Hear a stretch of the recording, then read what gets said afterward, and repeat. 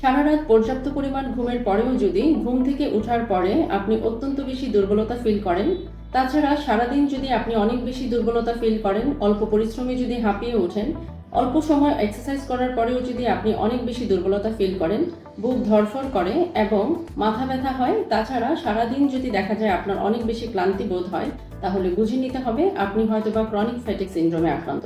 এতে সারাদিন আপনার জয়েন্টেও ব্যথা থাকতে পারে। ক্রনিক ফ্যাটিক সিনড্রোম বেসিক্যালি আপনার বিভিন্ন ধরনের হরমোনাল ডিসব্যালেন্স থেকে হতে পারে, রোগ প্রতিরোধ ক্ষমতা কমে যাওয়া, নিউট্রিশনাল ডেফিসিয়েন্সি এবং বিভিন্ন ধরনের ভাইরাসের সংক্রমণ, বিশেষ করে আপনার গাট হেলথে যদি প্রবলেম থাকে, মাইটোকন্ড্রিয়াল ডিসফাংশন থাকে, তাছাড়া আপনার স্ট্রেস লেভেল যদি অনেক হাই থাকে, সেই ক্ষেত্রেও কিন্তু আপনি ক্রনিক ফ্যাটিক সিনড্রোমে আক্রান্ত হতে পারেন। আপনার যখন এ ধরনের সমস্যাগুলো দেখা দিবে, আপনি অবশ্যই একজন বিশেষজ্ঞ চিকিৎসকের শরণাপন্ন হবেন। চিকিৎসক আপনার রুট কজটিকে বের করে আনবে।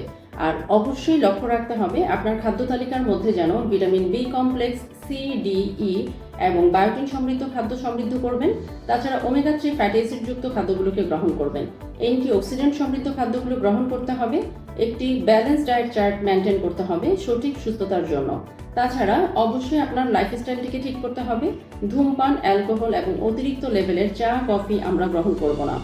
অবশ্যই ফিজিক্যাল অ্যাক্টিভিটি করতে হবে। ফিজিক্যাল অ্যাক্টিভিটি করলে আপনি স্ট্রেস মুক্ত থাকবেন এবং এন্ডোরফিন বাড়তে থাকবে। তাই অবশ্যই এ ধরনের রোগ যখন আপনার শরীরে বাসা বাঁধবে, বাসা বাঁধার আগে আপনি একটি প্রিভেন্টিভ ডায়েট ফলো করবেন, যা থেকে আপনি এই ধরনের সমস্যা থেকে সবসময় মুক্ত থাকতে পারবেন। ধন্যবাদ।